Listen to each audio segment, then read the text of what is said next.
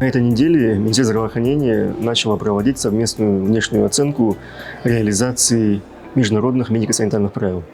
Международные медико-санитарные правила – это глобальные правила для всех стран, как готовиться, как действовать и что необходимо делать в период подготовки к чрезвычайным ситуациям в области общественного здравоохранения. И сегодня мы собрали почти 20 экспертов со всего мира, начиная от Америки, Швейцарии, Швеции и так далее, Германии и так далее, для того, чтобы совместно с сотрудниками министерства разработать национальный план по усилению готовности к чрезвычайным ситуациям.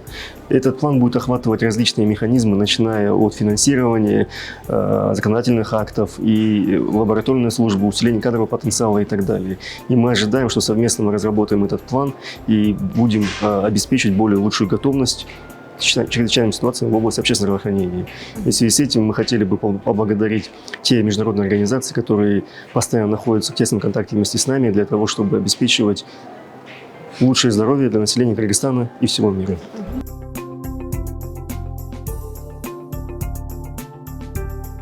Я хотел бы поздравить Кыргызстан, потому что Кыргызстан является первой страной в европейском регионе, которая проводит вторую совместную внешнюю оценку.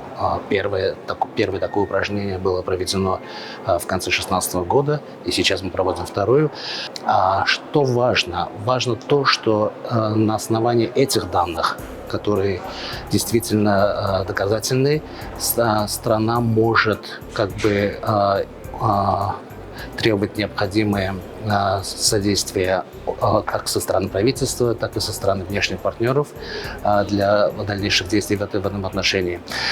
Что еще очень важно, что страна в этом году собирается разрабатывать национальный план готовности к чрезвычайным ситуациям, и для нее данные совместной внешней оценки очень важны.